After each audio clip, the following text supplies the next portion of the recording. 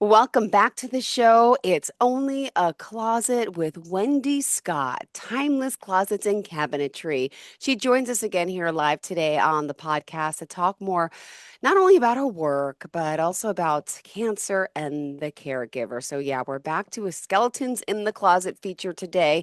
Excited to meet her guest, Caitlin O'Neill, who is a breast cancer survivor as well. First and foremost, let me have Wendy Scott say hello and introduce herself. Hi. Hello, I am Wendy Scott, Timeless Closets and Cabinetry, and you can reach me at Timeless Closets and Cabinetry for all of my social media channels, and Wendy at timelesscc.com. And Beautiful. Caitlin, Hello. Hi, Hi, Caitlin. everyone. How Please are tell us a you? little bit about yourself. I'm good. Thank you. Good. So my name is Caitlin O'Neill. I'm CEO of MC Marketing and Content. I have a micro influencer account at Miss Chester NJ, and I am a breast cancer survivor as I was diagnosed at the age of 28. Oh, my goodness. Now, let me ask the connection here. How did the two of you meet? I actually, I keep struggling to call her Caitlin because I know her as Miss Chester, and I met her at the closet that I have as my screen You're kidding. at the mansion in May. So it all ties in, Jill. So I met Caitlin at the preview day for the mansion in May 2 years ago. And then I've been following her ever since because one of the things I love about her is she's real. Like she's posting her food, and I just want to go eat for a full day with Caitlin sometime. Um, Everybody does, yes. so that's how I know Caitlin, just by following her. And then, and I had, once we decided to do the skeleton episode once a month, I knew immediately I wanted to do cancer and the caregiver because it affects, sadly, everyone. Jill, I don't know, did your mother My pass? mom passed from cancer, yeah, 7 years ago. She had lung cancer, but Sorry. yeah, So thank you. my husband is 15 years in remission, and he lost his father, his sister, his brother. He has another sister who's fighting. He recently lost a best friend. My stepfather passed, and then during COVID, just before COVID, my father retired, got diagnosed with cancer, was given 3 months, made it 3 years, and then passed. So Mm. I thought about this episode because you don't really talk a lot about the caregiver.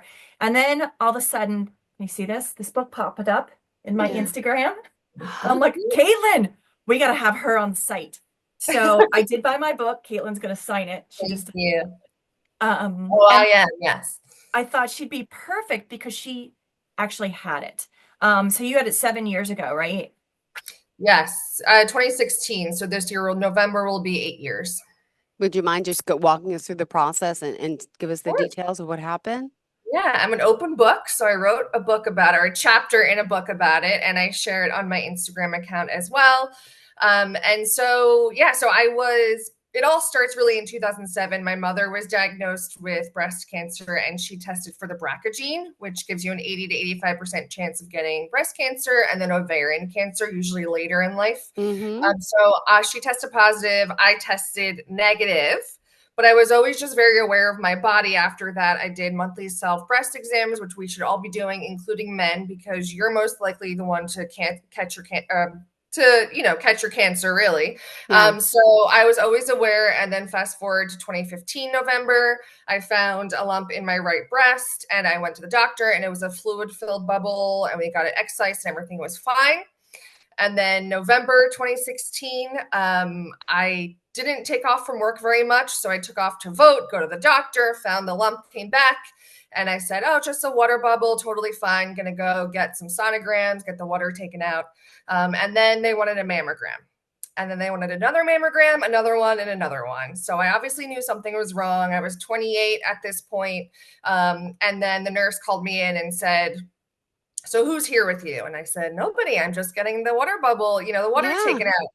Yeah. And then fast forward Uh, to the day before Thanksgiving, my father's 60th birthday, I was diagnosed with stage 3 HER2 positive breast cancer. uh, And my whole right breast was full of cancer, and every single lymph node in my right armpit was full of breast cancer. So my dad had worked at Merck for 30 years, so he knew the head of research at Memorial Sloan Kettering, and due to my age, they wanted me to obviously go to MSK, which I think is one of the best places to go and one of the best places to donate as well, if anybody wants to donate during this Breast Cancer Awareness Month. And so within 2 weeks, I started chemotherapy, because what they're doing now is they're trying to kill the cancer first and then do surgery. So I did 16 rounds of chemotherapy. I eventually changed to Basking Ridge because we live in this area. And then, I mean, long story short, did that. And then I recovered for that. Then I got a double mastectomy. And then I recovered from that. Then I got 30 days of radiation. Then I recovered from that. And then I got reconstructive surgery. And during PET scans, they usually find everything in your body. So I had 2 very large benign tumors around my 1 ovary. So during my reconstructive surgery, they tried to save the ovary, but they had to take out 1 ovary with those 2 large tumors. And then regarding the HER2 positive, there's an IV therapy that's not chemotherapy that you would actually do for a year. So it's synonymous with something like tamoxifen. So I was actually going into Memorial Sloan Kettering for another year.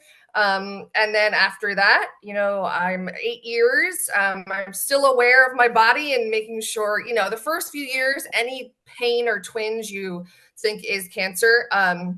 So I would be going into Memorial Sloan Kettering crying. But as you move out a little bit further, it gets a little bit easier.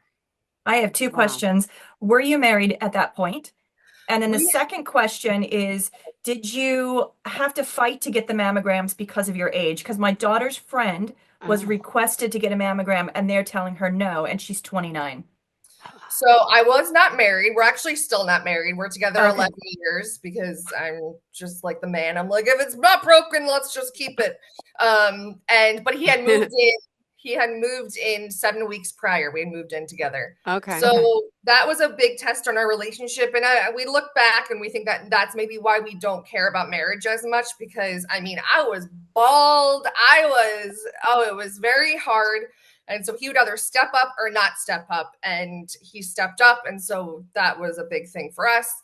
And then I think, with the mammogram, because they were looking at the sonogram and they kept looking, they already knew that something was wrong.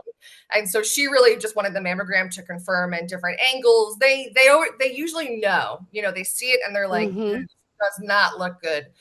So that was no issue. And I can't even remember if, by the time I finished my treatments, I had over $1 million in insurance claims. We obviously hit the out-of-pocket limit, but who knows how much that even cost, if it was covered or not. That was such a blow. That's just insane.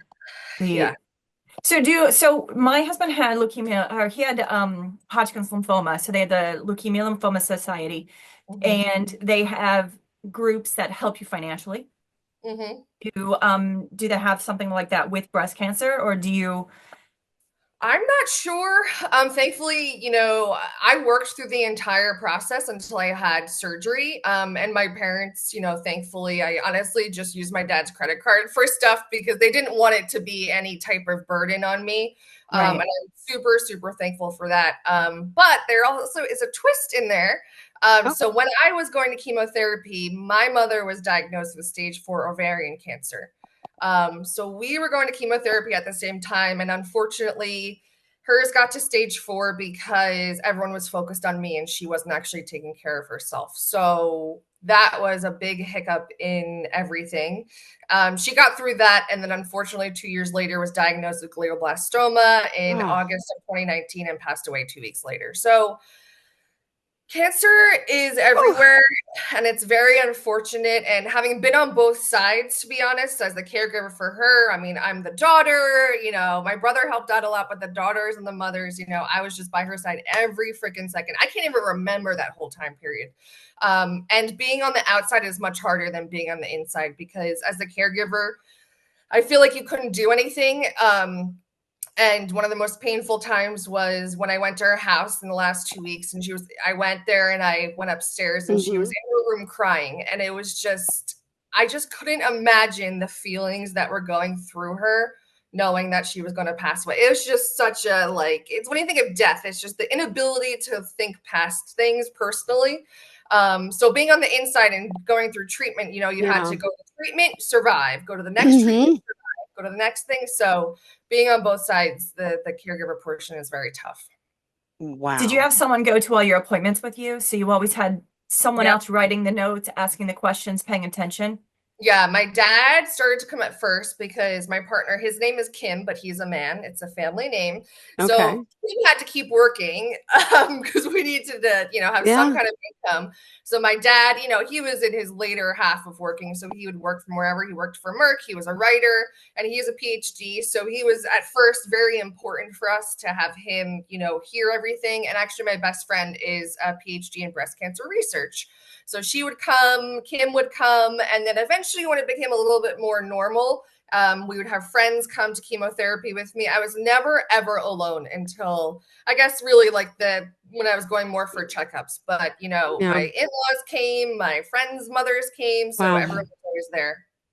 Oh We my had goodness. with my husband, we as soon as we knew he had a problem, we called and tried to get an appointment I think with Sloan Kettering because his sister had passed. She had had, and I think this story is a little gray. She had Hodgkin's lymphoma, went into remission, got non-Hodgkin's and passed, Mm, leaving little tiny children behind.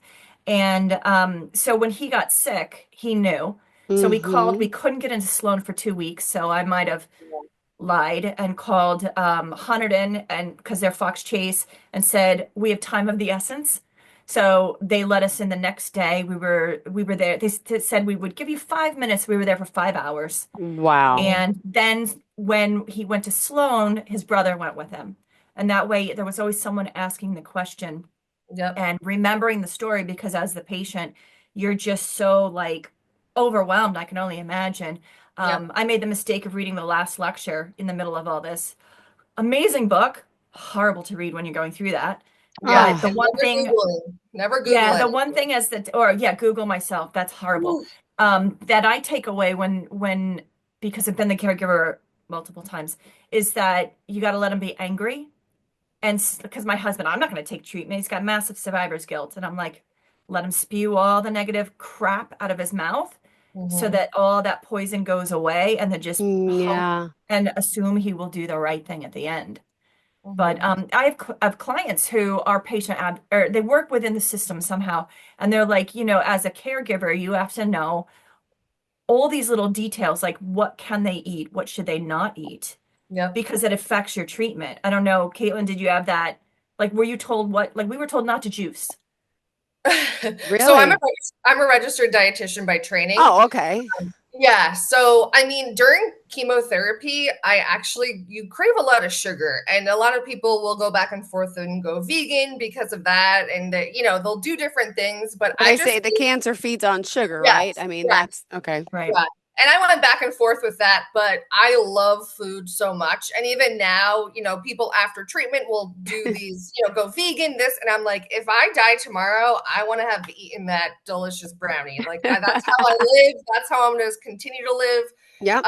But even my mother, she, by the end, she wanted mashed potatoes and ice cream. And I Ah, went out anywhere.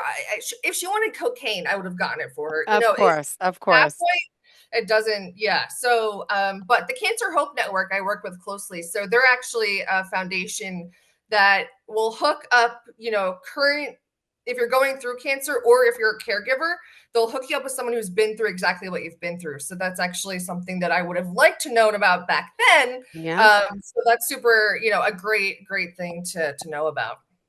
Wow. All right. Well, let's remind everyone at this time how we could reach you both, please. Would you share?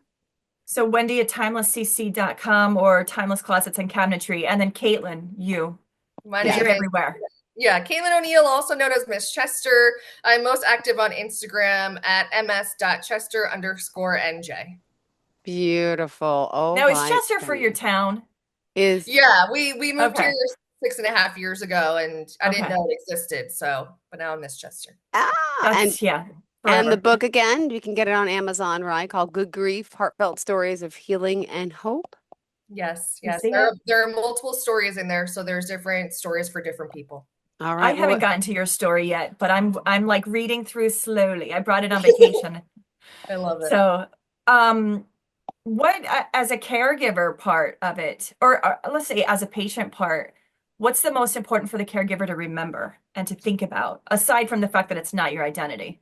Yeah. Yeah, as the caregiver, I think, as much empathy as possible, of course. I think it's just so hard, again, being on both sides, to really understand what the patient is going through as the caregiver. So really just stepping back and allowing them to feel what they're feeling. I mean, I think at one point I was after chemotherapy, I was so tired. I like laid on the floor and then he pulled me onto him. I just fell asleep. It was like 3 o'clock in the afternoon. Or this other time, the family was going bowling and I felt so gross and my wig and everything. And I was like, just leave me here, leave. Hmm. And he was like, no, no, no, no, no.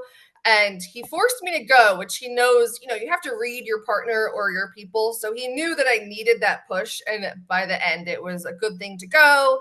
And I apologized to him because it's just, you're not yourself. You become something of this system.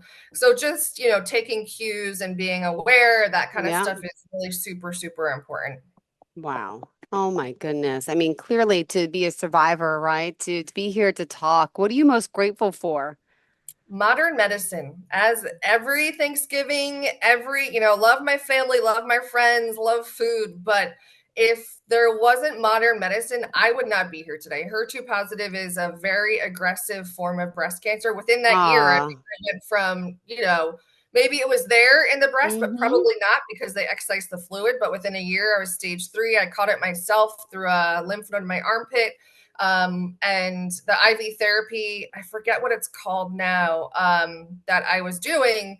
I mean, without that, I really would not be here. And even if it was 10, 15 years ago with such an aggressive cancer. So all of the research, all the money that people are donating, all the modern medicine and the ability, stage 4 cancer is not what it used to be. So I'm super thankful for that. But yeah, I'm most thankful for modern medicine. Oh my goodness. Well, thank The you. Go ahead. When my husband had it, so he had Hodgkin's lymphoma. I don't say only, he was stage 2. Mm, And then 7 years after he was diagnosed and good to go, a friend of mine got diagnosed and he went straight to Sloan Kettering. Their treatments were 100% different. yep. And the effects on my husband's body still horrifying, but my friend almost zero effects. Oh So yeah. you Yep. know, the change in medicine is just so massively ongoing. Yeah. And you posted recently another charity for cancer. Yeah, You Diva just went for to a an day. event. What was that? There's the Cancer Hope Network, which is the gala, and then Diva for a Day is a local nonprofit that treats women who are going through treatment to a Diva for a Day. So going to get, if you have hair, I had little hair. I was actually part of it. So my friend nominated me, got my hair done, got my makeup done, my nails, things that I literally had not thought about. So it really gives you a Diva for a Day moment because you're really just trying to survive, but you also need to take care of yourself. Oh my That goes goodness. back to the caregiver too. My husband would say, go to the hair salon. Yeah. Just walk away, go get your nails done, and then come back. And that Yep. was so he was always thinking that you gotta take care of yourself as well, or you can't take care of that patient. Exactly. Yep. Yep. I agree. Oh, wow. And Super the support important. you've had along the way clearly is immeasurable. And that also helps too. And I can't believe it. Wow. Great stories, positive stories. And so, do you also, I'm sure, I don't know your social media yet personally, right? But I'm sure people reach out to you all the time asking you, questions, how you did it and advice. Yeah. Become Yeah. a mentor So in a sense. yeah, I always say that I went through it. A lot of people, will either go towards the pink ribbon or, not as much. So I'm more of the not as much. Okay. So I post during, October, and I try to share every once in a while, but I'm more of a compartmentalization person. So it's like in a box over here. But people do reach out. I met with somebody for coffee the other day just to support them during it. And just, one thing I'll have to say is what I always said to myself going through it, this too shall pass. Like the things that I had to go through, like I had things coming out of my body, the fluid after surgery. We had to take the bloody fluid out every night. We had to measure it. I'm like, how did I have these tubes coming out of my body and just like going on with life? So the things that your body can do and modern medicine and strength, that is what is going to get you through what you're going through. God bless. Thank you so much for sharing this. And Wendy, I know we all have our own skeletons in the closet, right? And I love that she Yes. started this series to help people, to really talk about what's going on in the world and to really make a difference in others. So I commend Wendy on that, for doing this so much and not just talking about her amazing business, which of course I want to talk about. But really, thank you for being so selfless and taking the time out of your own podcast series to make, this informative session for so many. Inspiring. Thank you. Oh, Thank you, thank you. Wendy. Look, your shirt came too, Jill. Oh my Can you gosh, see you it? have to send it to me. I have Yes. mine on, and I Oh got my yours. gosh. Okay, okay, okay. You need my address, right? I do, Okay, I'm and gonna I send it do to you. have a hat for you too. Are you serious? Yeah, Oh I've my. had that for a while for you, a little uh, trucker hat. okay, well, I'm gonna send you my email right now. You chat 1 second while I send you an email. Go, go, go. Oh my gosh, Absolutely. I don't want to All right, so forget. Caitlin, I always say, like when my husband and I, for the first time he brought home an ad for a classic car. And he goes, "What do you think?" I said, "Absolutely. Don't save the good wine. Life is Yep, short." yep, And so that was one of my favorite messages. Life is short. Don't save the good wine. yep, And I'll get him a bottle of wine and he'll stick it in the closet. And I'm like, no, no, no. Life is too short. yep, Look at your father. Look at your brother. Look yep, at you. You can't do that. You got to enjoy life as well. I mean, don't be reckless, but you got to enjoy life. yep. With my father, one of the most poignant moments for me is I don't know if you would have read this, but I'm sure Jill has read the book, I'll Love You Forever. No, I have Jill, not. I have you have not. not? Okay, No. I keep a copy for me and a copy for my son. It's about a mother and a son, and she rocks this little boy every night before bed. I'll love you forever. I'll love you for always. Something, something, my baby will be. And it shows this child grow through life. And she will sneak into his room as a teenager. He's as a baby, he's throwing cars down the toilet, and he's a typical boy. And at Mm, the end, it shows the boy then sneaking with a ladder into his mother's house and picking her up cradle style, singing the song backwards to her and putting her to bed.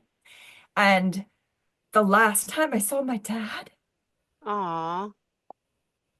I picked him up cradle style because he couldn't get mm. into bed. Oh. So anyway, Caitlin, you talk for a sec. Go ahead, go ahead. So yeah, just Get the book. making sure that you're living life to the fullest and saying I love you to everybody. Whenever I get off the phone with people, I love you. Growing up, I went through a period in college where I gained the freshman 15. I went on a diet. I ate boiled chicken. And now, those things literally don't matter. Nobody cares about that kind of stuff. Nobody cares about you as much as you think that they do. So just do whatever you want, wear whatever you want, wear the lipstick, wear the heels, eat the cheeseburger, do whatever you want, everything in moderation, because you could die tomorrow, from cancer or not, or, you could die in a year, but just live life to the fullest because this is all that we have. I will Oh. tell you, we were just at the Mansion in May doing the preview, and I was with a lady, an assistant, and I was with one of the tours, one of the ladies for the mansion. We had this conversation. I said, Caitlin is, I didn't call you Caitlin because again, I just can't. Um, Miss Chester is on it. And we're like, oh my God, we were both, she and I, we love Miss Chester. She's just so real. So if Mm-hmm. you are not following her on Instagram, please do because Aw. she's amazing. I loved watching her, Thank her you. food stories and her what to wear stories because she's not, filtered and she's So truly nice. I'm authentic. not. And Yeah. it's such a nice message when you're seeing. I did notice I don't know if you saw this, earlier in the week, they said that breast cancer is hitting the ladies younger and younger and younger. I didn't see While that. it is a lot more treatable Mm, and Yes. curable, it's hitting them at younger ages, which is why when my daughter told me yesterday that her friend couldn't get her mammogram, mm. I Mm-hmm. was like, are you kidding me? Terrible. Terrible. It's so crazy. I know we only have a Well, yeah, couple minutes left. I missed this part, but so I am BRCA positive because my dad has it. Okay, So there are I've two strands. So insurance only covered to pay for my mother's strand of BRCA to test. And then I was diagnosed and they were like, this is really odd for a 28-year-old. So then I got tested for all of like any type of mutation. And my dad was diagnosed, and then his sister tested. She had it, so she got her ovaries out. And then there's a whole lineage of, what we think. I mean, it was on both sides. So, I mean, so You have to be your own advocate. Not great for me, but so I have one ovary left, so I have to have that out by 40 to decrease. Oh my goodness. Oh my goodness. Well, I'll say this for everyone. Cancer sucks. It does, right? I just lost my Right. uncle 2 months ago to esophageal cancer, and he was 65. And you just never know. You just never know. And it's just life is so precious. You just got to live Yep. each day to the fullest and just be kind to people, right? What are some of the things as a cancer survivor would you say to those out there, right? Because you've lived it. How has that changed your perspective on life and family and work and everything? Yeah, it took me in the last few years. So I am full time in my own business. So for the last 2 years, I've been full time, and slowly I've been realizing that work was number one. It was above my well being. It was above my partnership. And let me just tell you, it's not as important as you think it is. And getting all the money and growing in the company, I was always just trying to grow. And, just living a simple life and enjoying the little things is super important. And you never know what someone is going through. So, just like you said, be super kind to people, just be aware of your surroundings, and, just, live life to the fullest, like we've said. Beautiful. Thank you so much. And remind us again how we can reach you both. So you can reach me at Chester on Instagram at ms.chester_NJ. Perfect. Thank you so much. And Wendy? Wendy at Timeless Closets and Cabinetry. It's my handle on all social media platforms. Beautiful. Thank you so much. Beautiful show today. Thanks, and Caitlin. It's so much more than a closet. Thank you. And I'm emailing you right now. Okay, Wendy? Absolutely. Thanks, Joe. Thanks so much. See you next week, and we'll talk closet. You got.